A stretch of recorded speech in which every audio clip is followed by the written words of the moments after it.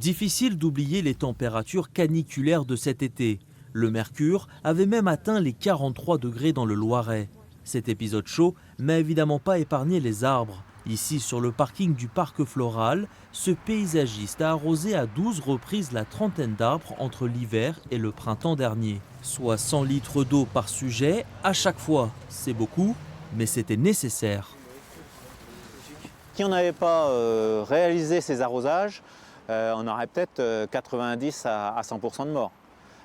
D'où l'importance, derrière une prestation de plantation, l'entretien. L'entretien et de plus en plus l'arrosage sur la première, deuxième année. Après, l'arbre, il va se débrouiller. Il va se développer et il va apporter un îlot de fraîcheur. Et il va diminuer la température dans la ville.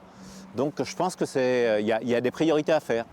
Mieux gérer en amont les étés très chauds, une tendance qui se retrouve aussi du côté des particuliers. Cet horticulteur reçoit de plus en plus de demandes pour des plantes qui résistent mieux aux fortes chaleurs. Donc on a par exemple le forbe qui est à ma droite, qui est une plante vivace avec un feuillage qui est persistant et qui ne demande aucun entretien. On a aussi à ma gauche de l'aubriette, du phlox, plante de rocaille à floraison plutôt printanière.